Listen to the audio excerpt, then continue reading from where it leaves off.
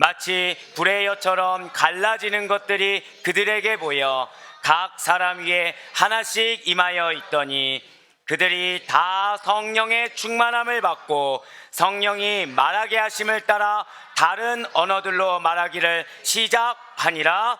아멘. 할렐루야. 네, 주께 사랑하신 우리 모든 아델포이 교회 성도 여러분들, 우리 영적 가족 되신 우리 아델포이 교회 성도 여러분들 너무나도 잘 오셨습니다. 어떻게 지난 한 주간 성령의 충만한 가운데 거하셨습니까? 진짜요? 네. 자, 우리 옆에 있는 분들한테 좀 이렇게 한번 인사하시고 시작하시면 좋을 것 같아요. 성령님이 인도하십니다. 우리 한 번 더 우리 좀 더 뜨겁게 사랑하는 마음으로 이렇게 인사하시면 좋을 것 같아요. 성령님이 축복하십니다. 네, 여러분들을 향한 하나님의 사랑이 성령님께서 여러분들에게 충만함을 더하여 주시고 성령님께서 여러분들을 친히 인도하신 줄 믿으시길 바라겠습니다. 자, 우리는 지난주부터 무엇을 시작했습니까? 우리는 지금 사도행전 시리즈 그 주제가 뭐라고 말씀드렸죠? 제가 두 번 설교했나요 혹시? 자, 한번 저 따라 고백하실게요. 성령으로 걸어가라. 네, 그렇습니다. 성령으로 걸어가라 28주 행군을 저희가 시작을 했습니다. 그 중에 지난주에 우리가 첫 번째 행군을 했는데요, 그 첫 번째 행군에서 하나님께서 우리들에게 그리고 우리 아델포이 교회에게 무슨 말씀을 주셨습니까? 자, 저 따라 한번 고백하실까요? 성령의 명하심. 네, 그렇습니다. 우리들에게는 성령의 명하심을 듣고 말씀과 기도로 우리가 받은 사명을 감당해야 하는 책임이 있다라는 거예요. 여러분과 저에게 사명이 있다는 사실을 반드시 믿으시길 바라겠습니다. 이 사명이 우리가 생각했던 것처럼 거창할 수도 있고요, 아니면 내가 생각했을 때 그렇게 거창하지 않지만 하나님이 보시기에는 그것이 하나님의 일이라고 여겨지는 것들이 있을 수가 있다라는 것이죠. 그런데 그 모든 것들은 다 누가 명하셨다고요? 성령님께서 명하셨다는 것입니다. 그 모든 것들은 우리가 말씀과 기도로 감당할 수 있고, 그러한 우리에게는 한번 더 저 따라 고백하실게요. 영적 책임. 네, 맞습니다. 영적 책임이 있다는 사실을 우리로 하여금 깨닫게 하셨다는 거예요. 그렇습니다. 그렇게 사명이 있는 우리들은 그래서 우리 아델포이 교회에게 허락하신 비전을 향해 말씀을 붙들고서 강한 행군을 이어나갈 책임이 우리 모두에게 있다는 사실을 반드시 믿으시길 바라겠습니다. 진실로 복음의 확장을 위한 그 아델포이 교회의 비전에 그리고 우리의 비전에 모두 동참하시어서 하나님께서 사명이 있는 자에게 더하시는 은혜와 성장 가운데 살아가시는 우리 모두가 될 수 있기를 주님의 이름으로 간절히 축원합니다. 네, 맞아요. 우리의 주제는 성령으로 걸어가라. 성령으로 걸어가라. 내 힘으로 걷는 게 아니에요. 사람의 힘으로 걷는 것이 아닙니다. 어떤 사람의 조건으로 걸어가는 게 아니에요. 성령으로 걸어가라는 것이죠. 사랑하는 우리 성도님들께서는 그래서 지난 한 주간도 이렇게 성령님과 동행하시면서 성령님을 통해 주시는 은혜 속에서 승리하셨습니까? 목소리 너무 작아졌는데요 갑자기. 그 성령의 권능을 힘입어서 그리스도의 복음을 여러분들의 입술과 삶으로 힘있게 전하는 자들이 되셨습니까? 예, 그렇죠. 이게 더 커지면 안 되죠. 사실 아까 이미 아멘이 작아졌는데, 예, 괜찮습니다. 예, 괜찮아요. 당황하지 않아요. 자, 성령의 지혜와 감동으로 하나님의 말씀 가운데 예수 그리스도를 깊이 있게 만나시길 바라요. 예수 그리스도를 깊이 있게 아는 자들이 되시길 바랍니다. 왜요? 진실로 성령님께서는 그러한 여러분과 저의 신앙 여정을 도와주신다라는 것이죠. 그럼 우리들이 살고 있는 시대는 어떤 시대입니까? 한번 더 저 따라 고백하실게요. 성령 시대. 네, 우리가 살아가는 시대는 성령 시대라는 거예요. 이렇게 성령 시대를 살아가는 우리들에게 위대하신 성령님께서는 언제 우리들 곁에 오시는 것입니까? 성령님께서는 언제 우리 성도님들에게 임하신 것입니까? 오늘은 성령님이 어떻게 임하셨는지와 그러한 성령님께서 임하신 이유, 그리고 성령님께서 임하신 결과에 대해서 여러분과 제가 은혜 받기를 하나님께서 원하신다라는 거예요. 그렇다면 먼저 오늘 본문 말씀을 한 번 더 보도록 하실게요. 사도행전 2장 3절로 4절의 말씀입니다.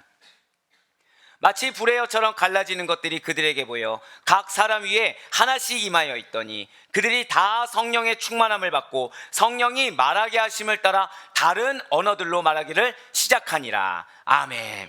지금 여기가 어느 상황인 것 같습니까? 지금 우리는 오순절 성령 강림의 그 역사의 현장을 활자로 읽었어요. 분명 저와 여러분은 오순절 성령 강림의 때 그 장소에 그 시간에 우리는 없었습니다. 그런데 우리는 지금 예수 그리스도를 믿는 그 믿음으로 말미암아 성령의 내주하심의 은혜를 힘입었다라는 거예요.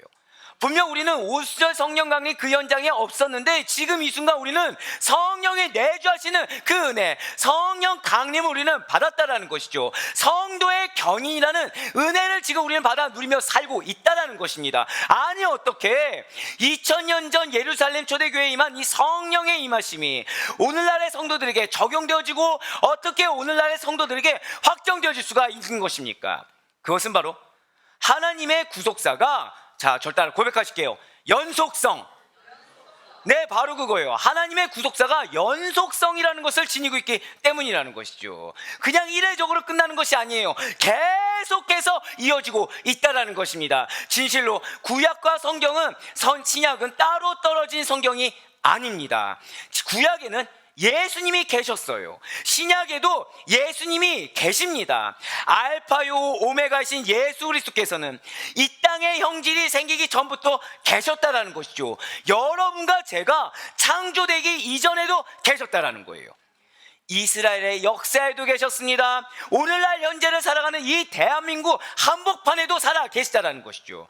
그러한 우리 주님께서는 다가올 미래에도 여러분과 저와 함께 하실 것을 믿으시길 바라겠습니다. 우리의 다음 세대를 이을 자들과, 그리고 아직 세상의 빛을 보지 않았지만 곧 태어날 것이 예정된 자들과도 함께 하실 거라는 거예요. 진실로 하나님의 구속사는 주님께서 다시 오실 그날까지 계속된다는 사실을 이 시간 반드시 기억하시길 바라겠습니다. 그렇습니다. 하나님의 구속사라는 건 시대를 초월한 것이 맞아요. 물론 시대의 변화를 거치는 것이 맞겠지요. 그렇지만 전혀 끊김이 없습니다. 연속적으로 이어진다는 거예요. 이러한 연속적인 하나님의 구속사에서 오늘 본문이 되고 있는 이 성령 강림은, 이 성령의 임하신 것은 일대기적 전환을 가져온 굉장히 중요한 사건으로 성경에 기록되고 있다는 것이죠. 바로 오순절 성령 강림 이후에 신약교회가 생겼다는 것입니다. 할렐루야. 교회가 언제 생겼다고요? 오순절 성령 강림 이후에 이 신약교회가 생겼다는 거예요. 진실로 예수 그리스도를 믿는 자들에게 차별 없이 부어지는 성령님께서 임하시면 그 영혼은 권능을 받아 교회의 일원으로 복음 전파자의 사명으로 거듭나게 된다는 사실을 반드시 믿으시길 바래요. 나는 예수를 믿었을 뿐이에요. 근데 나는 그것을 차마 알지 못했어요. 하지만 이미 하나님께서는 여러분들로 하여금 교회의 일원으로 인정하고 계신 것입니다. 여러분들로 하여금 내가 단 한 번도 복음을 전한 적이 없다고 하지만, 그렇지만 여러분들이 예수님을 믿는 그 순간부터, 성령님을 선물로 주신 그 순간부터 여러분들로 하여금 여러분들의 입술, 여러분들의 삶에 영향력이라는 걸 주신다는 거예요. 어떠한 영향력이요? 복음 전파의 선한 영향력이 여러분들의 모습을 통해서 그리스도의 형상이 드러나는 선한 영향력을 여러분들에게 허락하셨다는 사실을 반드시 믿으시길 바라겠습니다. 그래서 사단이 노력을 하는 거예요. 어떤 노력을 할까요? 여러분들에게서 예수 그리스도를 빼려고 한다는 거죠. 아니, 정확히는 예수 그리스도를 놔둔다고 하지만 자꾸 예수 그리스도의 무언가 변질시키려고 한다는 거예요. 왜요? 변질시켜야 그리스도의 향기가 나지 않거든요. 변질시켜야 입술에 복음만 증거하는 것이나 복음만 증거하는 것이 아니라 다른 것을 첨부하게 되거든요. 하지만 사랑하는 여러분들, 그 어떤 것보다도 예수 그리스도, 복음이 최우선이라는 사실을 잊지 마시길 바라겠습니다. 어떠한 영적 공격에서도 여러분들이 받을 은혜, 여러분들이 붙잡을 사명, 그 사명을 붙잡는 게 허락하시는 하나님의 능력을 포기하지 않을 수 있는 여러분과 제가 될 수 있길 간절히 소망합니다. 그렇다면 성령님은, 이러한 성령님께서는 어떻게 임하셨습니까? 지금 예수님의 제자들과 무리들 그 120명은 오순절날 마가의 다락방에 모여 있어요. 그들은 무엇을 했습니까? 기다렸어요. 그냥 기다리지 않았어요. 기도에 전념했습니다. 그들이 기도에 전념할 때 방해가 있었을까요? 없었을까요? 물론 생각으로 어마어마한 감정의 소용돌이로 방해가 있을 수도 있겠죠. 하지만 그들이 믿은 건 딱 하나였어요. 저를 따라 고백하실까요? 예수님의 명령. 그거 하나만 생각했다는 거예요. 그거 하나만 확신했습니다. 그거 하나만 기대했어요. 주변에서 누가 무엇이라 말하든, 마음속에 여러 가지 상념이 생기든, 생각이 번잡하든 이건 중요하지 않았어요. 저를 따라 고백하실까요? 나에게 명령하셨다. 그것이 가장 중요한 거예요. 그래서 이들은 오순절날 다락방에 모여서 기도에 전념했다는 것이죠. 다른 것에 전념하지 않았습니다. 오로지 기도에 전념했어요. 그래서 그들이 사모한 건 단 하나였죠. 예수님께서 무엇을 약속하셨습니까? 성령을 주시겠다고 약속하셨어요. 그들이 전념한 건 무엇입니까? 그들이 사모한 건 무엇이에요? 기도에 전념했고 사모한 것은 약속을 사모했습니다. 저를 따라 고백하실까요? 기도에 전념하고 약속을 사모했다. 그렇습니다. 이것이 오늘날 우리에게 필요한 자세라는 사실을 절대 잊지 마시길 바라겠습니다. 우리에게는 하나님이 약속을 주셨습니다. 믿으십니까? 저를 따라 고백하실까요? 나에게 기업이 있습니다. 믿으십니까? 예, 기업이 있어요. 이거를 누가 제일 싫어할까요? 사단이 싫어한다는 거죠.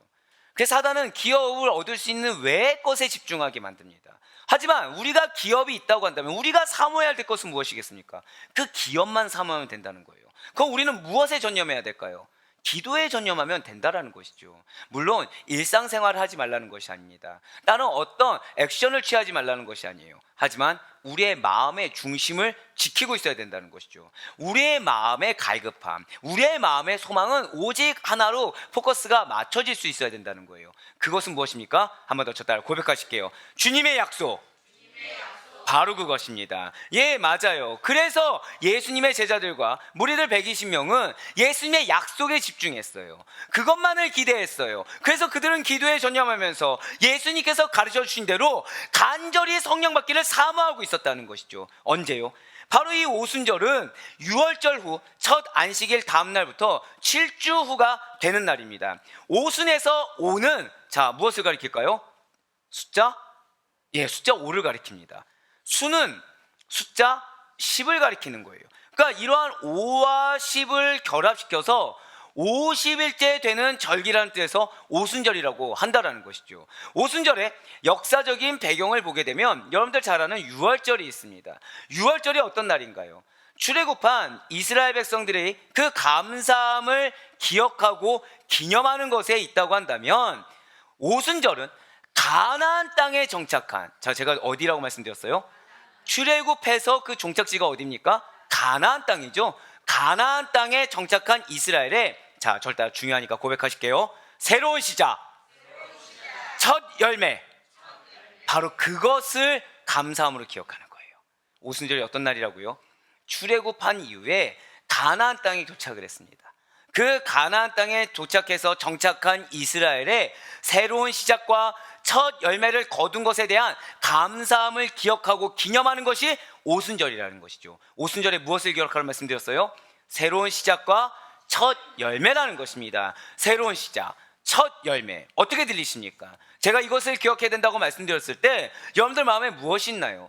사실 여러분들에게 만약에 지금 살고 있는 집에서 아파트가 청약이 있는데 너무 좋은 아파트가 된 거예요. 요즘 청약이 힘들잖아요. 근데 그 청약이 딱 된 겁니다. 예, 거기 들어간다. 그래서 그 청약된 장소에서 새롭게 시작한다. 기분 어떠신가요?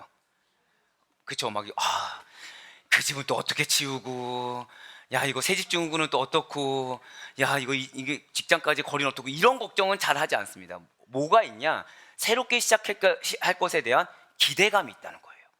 더불어서 첫 열매, 내가 수고한 거에 대해서 그 어떠한 열매의 수고에 대한 보상, 특히 취업한 친구가 처음으로 일을 해서 월급날 첫 월급을 받는다. 기분이 어떨까요? 예, 너무 좋고 너무 기대가 되지 않겠습니까? 맞아요. 듣기만 해도 가슴 떨리는 설레임과 큰 기대가 있는 거, 이것이 새로운 시작과 첫 열매라는 단어가 주는 감동이라는 거예요. 이전과는 다른 날이 시작된다는 것이죠. 이전과는 다른 새로운 열매들이 나에게 허락되지 않았던 그 첫 열매가 거둬지게 된다는 것입니다. 바로 이것이에요. 제자들에게 있어서 이 오순절 날이라는 것은 새로운 시작과 함께 첫 열매를 거두리라는 기대함이 가득한 날이라는 거죠. 바로 이때 성령님이 임하신 것입니다. 할렐루야. 결국 성령님이 임하셨다는 것이 무엇입니까? 새로운 시작이 시작되었다는 거예요. 새로운 약속이 실행되기 시작했다는 것입니다. 첫 열매를 거두기 시작했다는 거예요. 할렐루야. 얼마나 감사합니까?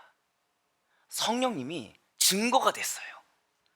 예수님께서 성령님을 주시겠다고 했는데 하필 그날이 어떤 날이에요? 오순절이었다는 거죠. 유대인들이에요. 오순절의 의미를 알까요, 모를까요? 너무 잘 아는 겁니다. 지겹도록 해왔어요. 근데 그날 무엇을 주셨다고요? 성령님을 주셨어요. 아는 거죠. 아, 새로운 날이 시작되는구나. 아, 이것이 나에게 이전과는 다른 열매로 허락하신 거구나. 결실을 주신 거구나. 감동이었다는 거예요. 진실로 주님께서는 유월절 후 첫 안식일에 부활하시고 40일간 제자들에게 보이신 다음에 하늘로 승천하셨습니다. 그렇기 때문에 오순절 날이라는 것은 예수님께서 부활하신 지 50일째 되는 날인 동시에, 자, 며칠간 제자들에게 보이신 다음에 승천하셨다고요? 40일간이요. 그러면 승천하신 지 오순절 날은 며칠 된 거예요? 10일째 되는 날이라는 것이죠. 그러므로 예수님께서 하늘로 올라가시면서 제자들에게 내가 너에게 성령을 보내줄게 라고 말씀하신 지 얼마밖에 안 걸린 거예요? 10일밖에 안 걸렸다는 거예요. 사랑하는 여러분들, 다시 한번 더 우리 선포해 볼까요? 나에게 약속이 있습니다. 믿으십니까? 우리는 약속이 있다고 믿었을 때 이것을 모호하게 여깁니다. 이것을 어떤 분들은 내 것이 아니고 아유 그냥 목사님 또 그렇게 말씀하시나 보다 치부해버리는 경우도 있어요. 또는 굉장히 먼 미래에 이루어질 것처럼 내가 먼저 확정지어버리는 경우가 있습니다. 하지만 사랑하는 여러분들, 주님이 말씀하시면 반드시 응답하십니다. 믿으십니까? 언제요? 우리가 생각한 것보다 더 빠른 시일 내에 올 수가 있다는 거예요. 지금 며칠밖에 안 됐다고요? 10일밖에 안 됐어요. 10일의 믿음이었어요. 제가 방금 10일에 뭐라고 말씀드렸어요? 믿음이에요. 그럼 우리에게 요구되어지는 것은 무엇입니까? 저 따라 고백하실게요. 흔들림 없는 믿음. 예, 맞아요. 흔들림 없는 믿음이 필요하다는 거예요. 그 흔들림 없는 믿음으로 제자들과 120명의 무리들은 뭐 했다고요? 기도에 전념했어요. 무엇만을 갈망했어요? 약속의 말씀만을 갈망했어요. 이것이 우리의 자세이며 이거에 대한 확신 있게 그날이 머지않았다라는 확신 있는 믿음으로 구하며 나아가는 여러분과 제가 되길 간절히 소망합니다.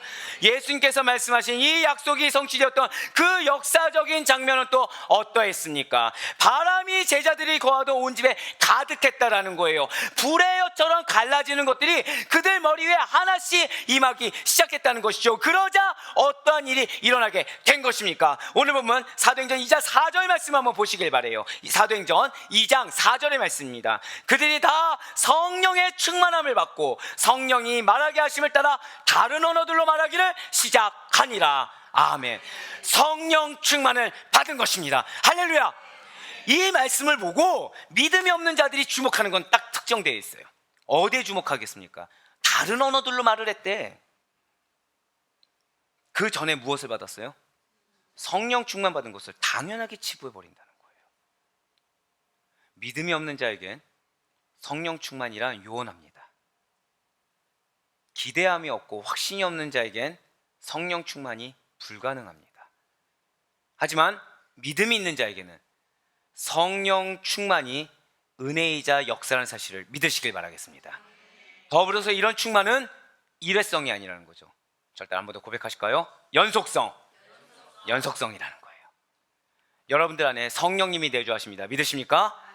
이 성령님은 늘 항상 충만하게 역사하신다는 사실을 반드시 믿으시길 바라겠습니다. 맞아요. 성령 충만을 받았어요. 그 약속의 말씀을 믿는 믿음으로 기도에 전념하며 그 약속을 갈망하고 있었을 때 이들에게 성령 충만이 내려졌습니다. 그리고 성령이 말하게 하심을 따라 다른 언어들로 말하기를 시작했다라는 것이죠. 주의 제자들이 전혀 배우지 못한 외국어로 말하기 시작했다라는 거예요. 그러자 오순절을 지키기 위해서 예루살렘에 모여든 디아스포라 유대인이 있었어요. 유대교로 개종한 이방인들이 있었습니다. 그들과 외국어로 소통하면서 복음을 전할 수 있게 됐다는 거죠. 할렐루야. 지금 성령님이 임하자 무엇을 했다고요? 다른 언어로 복음을 전파했다는 거예요. 그런데 여기에 중요한 사실이 있어요. 이렇게 놀라운 광경을 보고 사람들의 반응이 어떠합니까? 믿음으로 충만해요. 성령으로 충만해요. 은혜를 받았어요. 변화됐어요. 사람들의 반응이 어떻습니까? 어떤 자들은 놀란 거죠. 당황한 겁니다. 넋을 잃고 이렇게 바라보는 거예요. 그런데 또 어떤 자들은 조롱하는 거죠. 술 취한 거 아니냐면서 비난을 했다라는 것입니다. 복음을 배척하듯이 성령 강림에 대해서 부정적인 반응을 보이는 자들이 신기할 정도로 존재했다는 거예요. 놀라운 이적을 봤는데 누가 봐도 이거는 신적 권능 있는 자가 베풀지 않으면 안 되는 일이 일어났는데 뭐 했다고요? 조롱을 했다는 거예요. 인정하지 않았다는 거죠. 사도행전 2장 13절의 말씀입니다. 또 어떤 이들은 조롱하여 이르되 그들이 새 술에 취하였다 하더라. 아멘. 성령이 임하심을 보고서 마치 복음을 배척하듯이 성령 강림에 대해서도 부정적인 반응을 보였다는 사실이에요. 누군가는 성령이 임하심을 보고서 놀랐어요. 넋을 잃고 바라봤어요. 반겼어요. 그런데 누군가는 배척하는 일이 생겼다는 거죠. 대체 왜 이렇게 이런 일들이 일어나게 되는 것입니까? 왜 은혜를 받고 역사하심이 일어났는데 왜 다 같이 그걸 보고 놀라고서 믿는 게 아니라 누군가는 배척하고 누군가는 그걸 보고 놀라면서 그걸 존중하고 왜 이렇게 극명한 반응, 대립되는 관계가 왜 형성되게 되는 것입니까? 왜냐하면 자, 고백하실까요? 하나님의 작정하심. 그렇습니다. 여러분들은 분명히 하나님의 은혜를 받습니다. 여러분들에게는 분명한 하나님의 역사하심이 있습니다. 믿으십니까? 근데 여기서 두 가지 분류를 알아줘요. 역사하심이 있을 때 어떻게 돼요? 지금 성령 강림에 대해서 전부 다 환하게 맞이하나요? 아니요. 조롱하는 자들이 있어요. 마찬가지라는 거죠. 여러분들에게 성령이 역사했을 때 공격하는 자들이 있다는 거예요. 마치 그것이 거짓인 것처럼 여러분들을 미혹하고 여러분들을 흔들어 놓는 자가 존재한다는 것입니다. 이럴 때 그럼에도 불구하고 그런 사람의 소리가 아니라 나에게 약속하신 거에 대한 하나님의 말씀을 믿는 믿음으로 끝까지 집중하는 사람이 있는 반면에 누군가는 그 사람 말에 현혹해서 내가 가진 그 은혜조차 그 선물조차 포기하는 자들이 존재한다는 거예요. 하지만 사랑하는 여러분들, 어떠한 것도 이상하게 여기지 않을 수 있길 간절히 소망합니다. 여러분들에게 하나님이 약속의 말씀을 주셨습니다. 믿으십니까? 이 자리에 계신 분들 중에 단 한 명의 없이 다 지금 대신방 말씀을 받으셨어요. 자, 난 대신방 말씀을 한번 묵상해 보았다. 다 했겠죠. 예, 다 했겠죠. 예. 들으시면 안 돼요. 왜냐하면 안 들으신 분이 있으면 제가 시험에 듭니다. 갑자기. 네. 자, 아마 교제해 보셔도 좋아요. 같은 자가 없다는 거죠. 같은 자가 없다는 거죠. 근데 그 말씀이 여러분들 가정 가운데 주시는 약속의 말씀이 좀 믿습니까?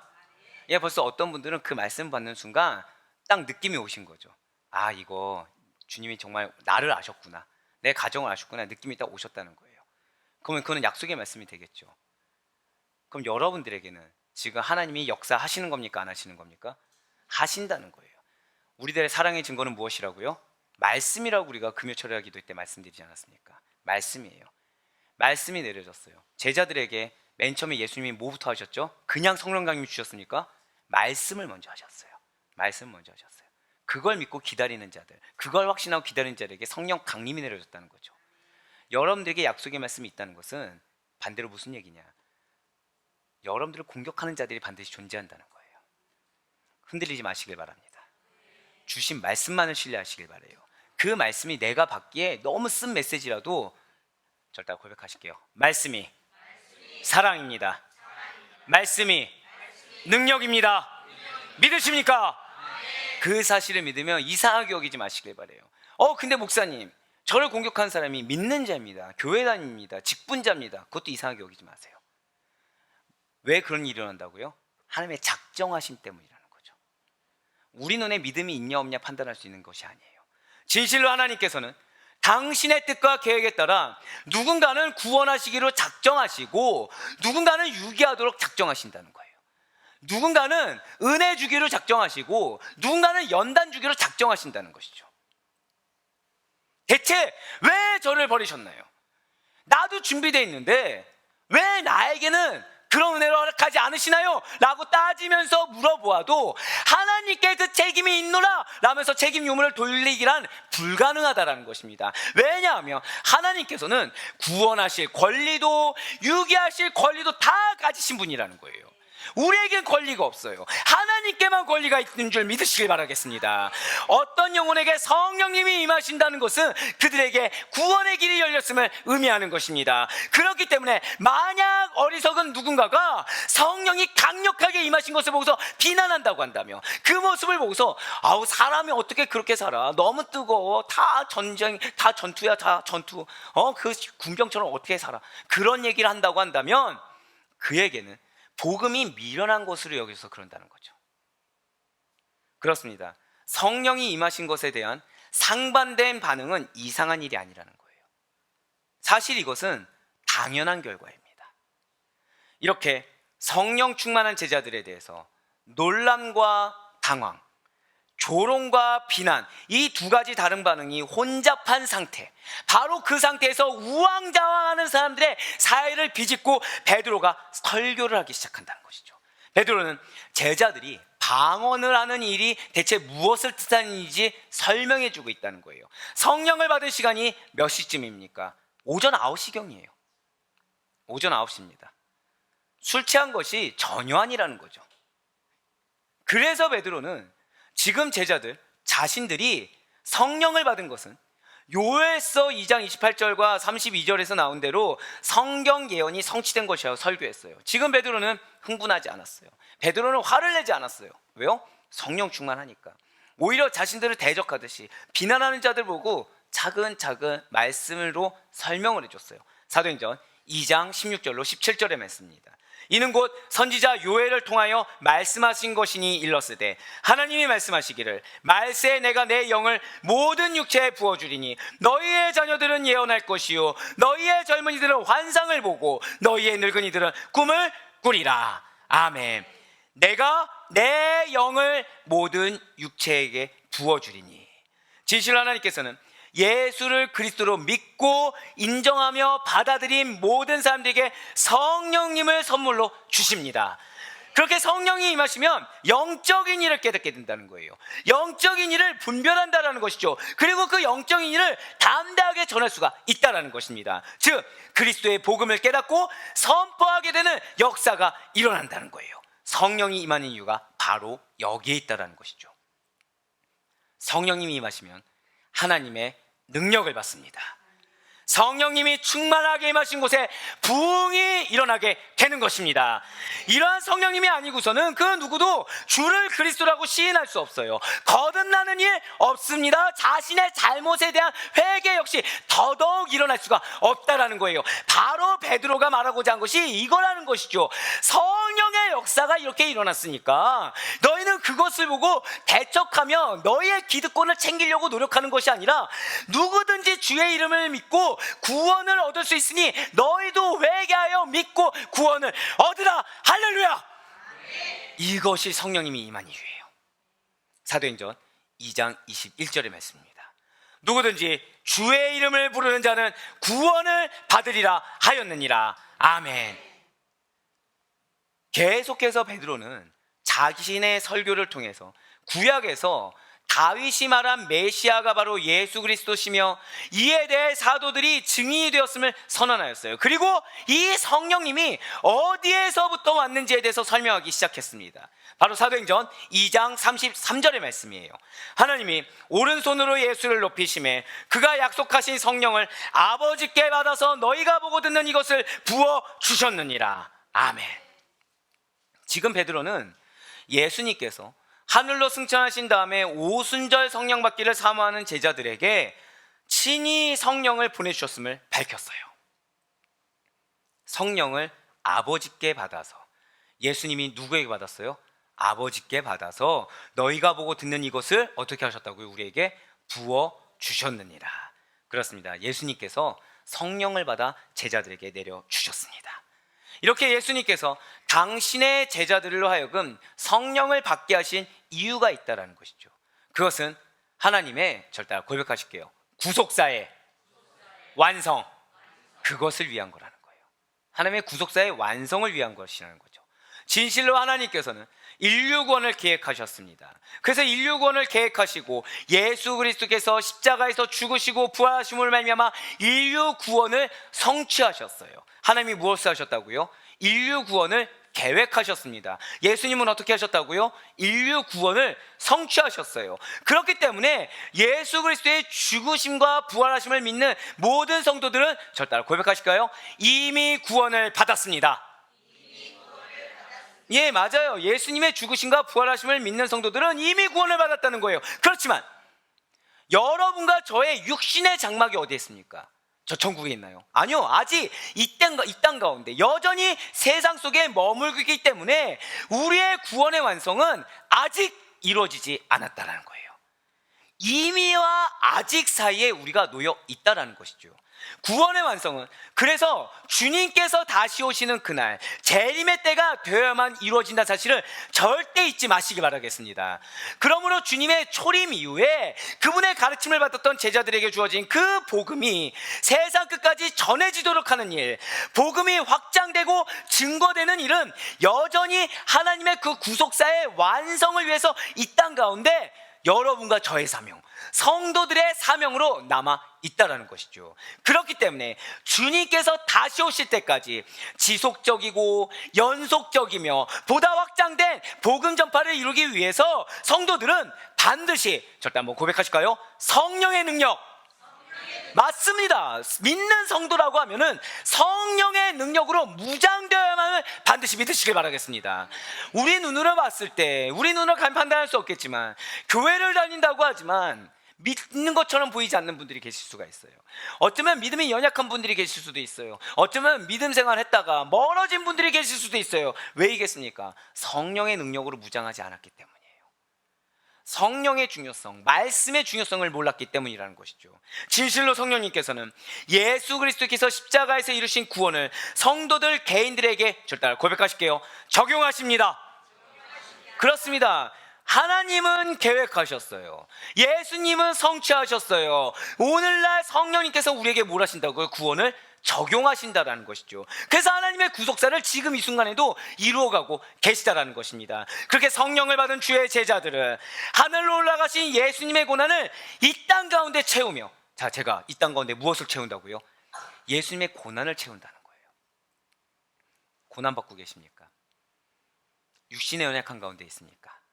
물질의 연약한 가운데 있습니까? 또는 관계 어려운 가운데 있습니까? 아니면 어떤 영적 고난 가운데 있습니까? 아, 내가 주의 제자가 맞구나. 아, 내가 성령을 소유한 주의 제자가 맞구나. 그래서 지금 하나님께서는 나의 믿음을 보시는구나. 정확히 어떤 믿음이요? 성령님과 친밀하게 소통하는지, 약속의 말씀 믿는 믿음으로 기도에 전념하는지, 그 마음에 공격으로 인해서 부족한 부분에 대한 갈망보다 더 큰 약속의 말씀에 대한 갈망을 품고 있는지, 그것을 바라보신다는 거예요. 예, 맞아요. 성령을 받은 주의 제자들은 예수 그리스도의 형상을 닮은 자들입니다. 예수 그리스도의 십자가의 길을 그대로 따라가는 자들입니다. 예수 그리스도의 삶을 그대로 행하는 자들이 성령을 받은 주의 제자들이에요. 그러니 예수님의 고난을 당연히 이 땅 가운데 채우겠죠.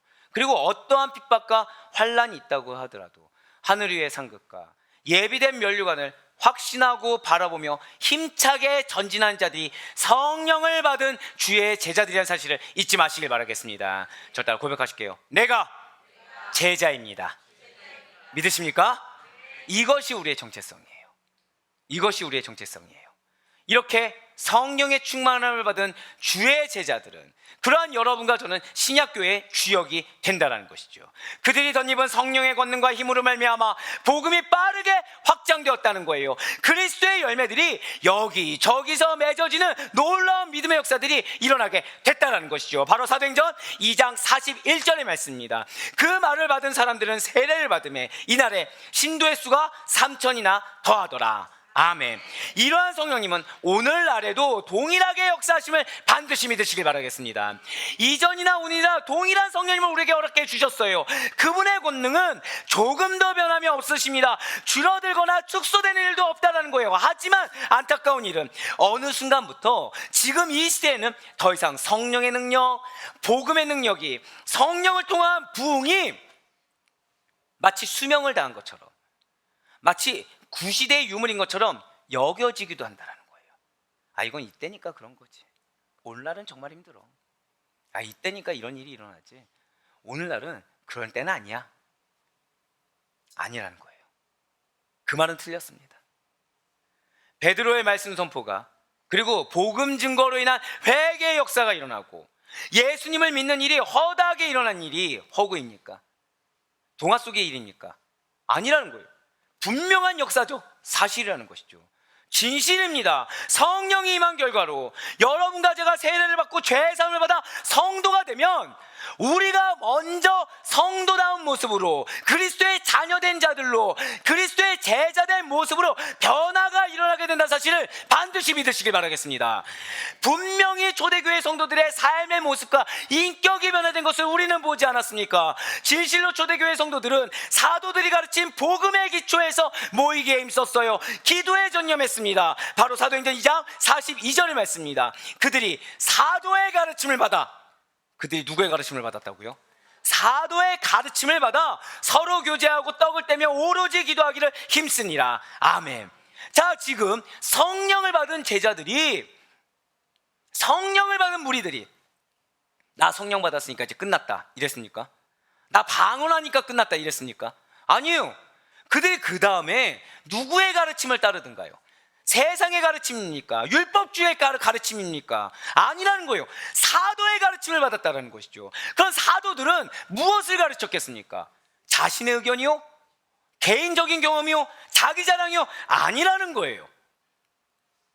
오직 예수 그리스도께서 가르치신 말씀과 그가 행하신 일들을 가르쳤어요. 무엇이겠습니까? 저를 따라 고백하실게요. 오직 복음, 복음을 가르쳤다는 거예요. 할렐루야. 이것이 우리가 말씀 가운데 매어 있어야 하는 이유인 것입니다. 여러분과 저에게 성령님을 주셨습니다. 믿으십니까? 성령님을 받았기 때문에 더더욱 힘써 말씀을 받아야 돼요. 말씀을 배워야 됩니다. 말씀으로 충만해져야 돼요. 거기에 더해서 예수님께서 행하신 일들을 우리는 그것을 우리의 마음에 새기고 복음 중심의 삶, 복음이 전부인 삶을 살아가는 것이 당연하다는 것입니다. 왜요? 이들이 그렇게 했잖아요. 말씀이 증거하고 있습니다.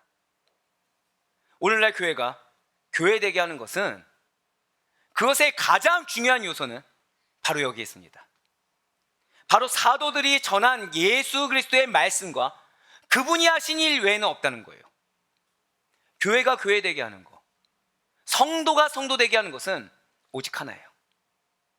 예수 그리스도. 말씀에 넣습니다. 예수님의 이름만 붙였다고 다가 아니에요.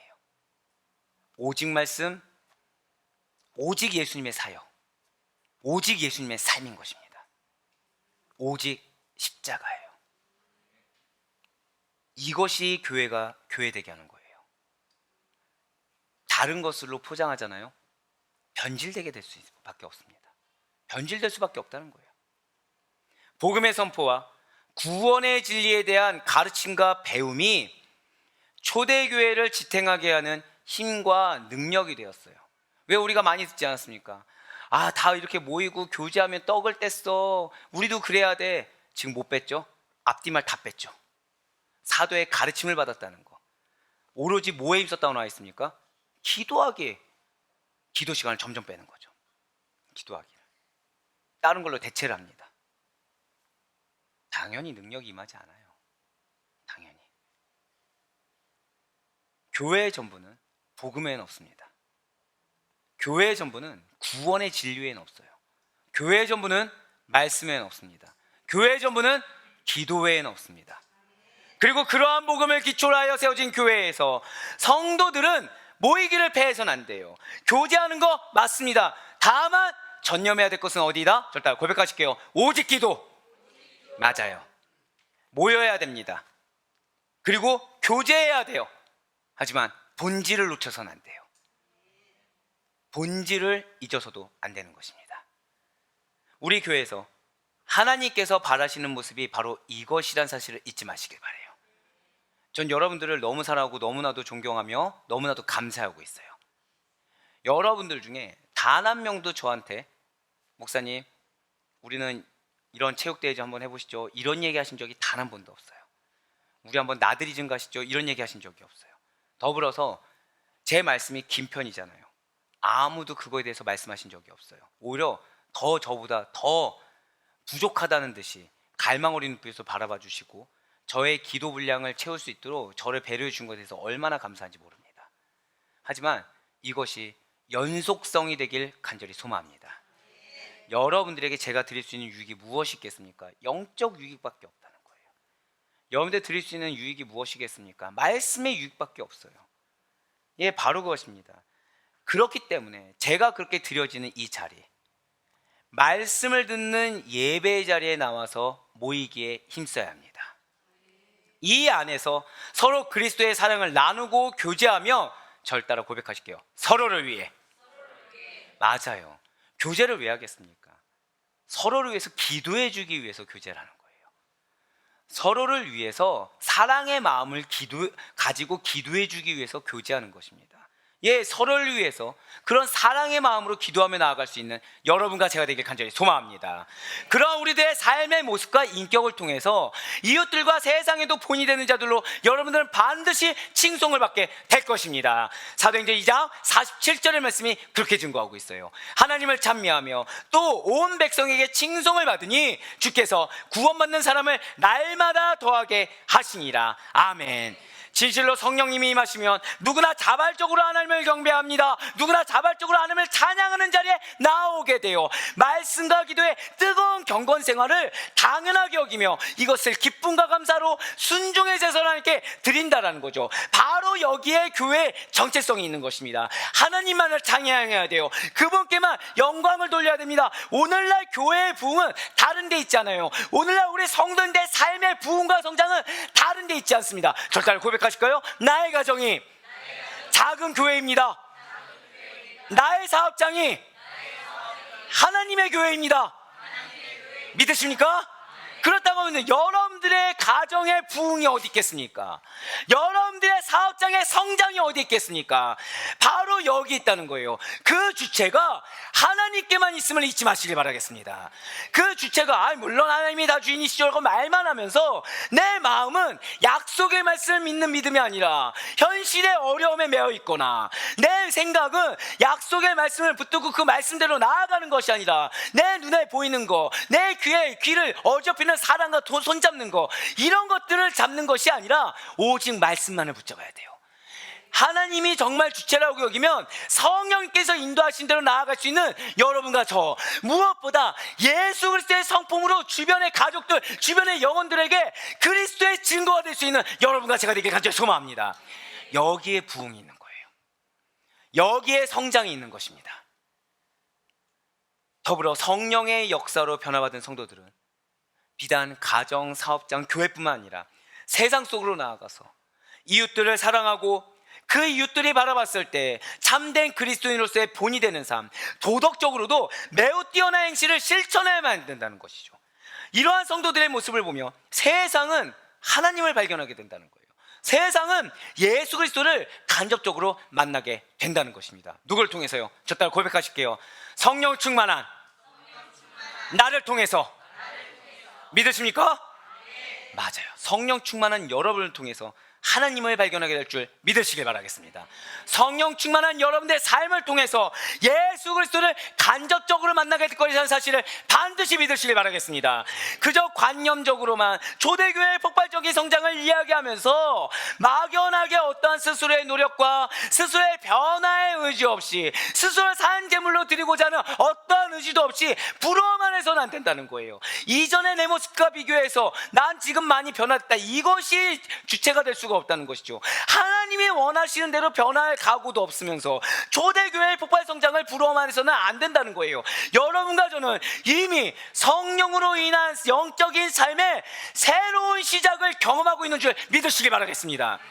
그리스도의 죽으심으로 인한 생명의 열매, 그 첫 열매를 거듭났음을 증거하며 살아가는 자들이 바로 여러분과 저란 사실을 믿으시길 바라요.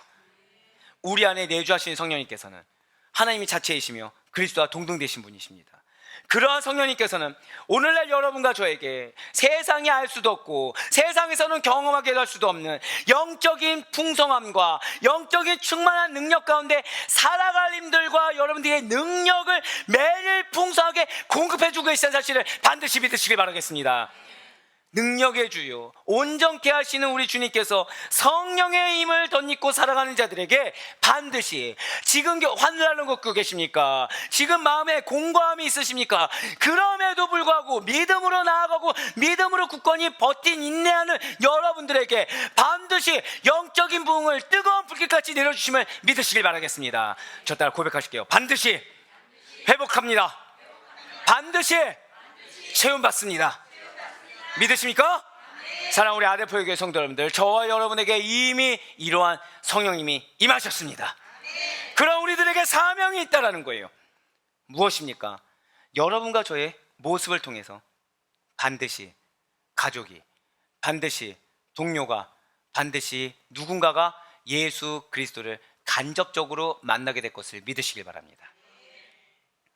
복음을 깨닫게 될 자들이 허다하게 늘어날 것을 믿으시길 바라요. 그럼 우리들은 그렇기 때문에 반드시 모이기에 힘써야 돼요. 만약에 이곳에 말씀이 없으면 모이면 안 됩니다. 만약에 이곳에 충만한 기도가 없으면 모여서는 안 돼요. 하지만 우리 아델포의 교회는 제가 딱 하나 자랑하는 게 있어요. 그것은 기도가 되는 교회예요. 성도님들이라고 말하고 싶지만 죄송해요. 좀 더 성장하셔야 되고, 네, 좀 더 체험 받으셔야 되기 때문에 성도님들이 자랑될 수는 없고, 기도가 되는 교회, 결국 그 얘기는 무엇입니까? 하나님이 임재하신다는 거예요. 이거 외에 없습니다. 자, 중요한 건 그거죠. 기도가 되는데 왜 모이지 않을 이유가 어디 있겠습니까? 하나님이 임재하시는데 안 올 이유가 어디 있겠습니까? 맞아요. 뜨겁게 하나님이 임재하신 이곳에서 말씀과 기도에 우리는 전념해야 돼요. 여러분의 삶과 여러분들의 입술은 복음의 삶이요 복음의 입술입니다.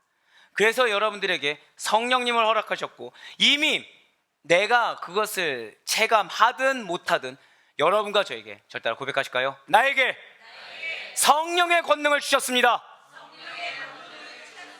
믿으십니까? 그렇습니다. 그러니 바로 끊었기는 바로 이러한 성령님이 임하시면 권능을 받고 땅끝까지 증인이 된다는 말씀을 강하게 붙잡으시길 바라요. 여러분과 저의 본질은 부활의 증인입니다. 말씀의 증인입니다. 영생의 증인이라는 사실을 잊지 마시길 바라요. 많은 기도 응답이 될 수가 있겠죠. 하지만 그걸로 우리 일비하지 맙시다. 기도 응답은 예수 그리스도께서 살아계심을 우리에게, 우리의 믿음이 워낙 연약하다 보니까 보여주는 한 증거에 불과해요. 여러분들은 겨우 그 정도가 아닙니다. 여러분들을 말미암아 저 천국에서 허다한 잔치가 열리게 될 것을 믿으시길 바라겠습니다.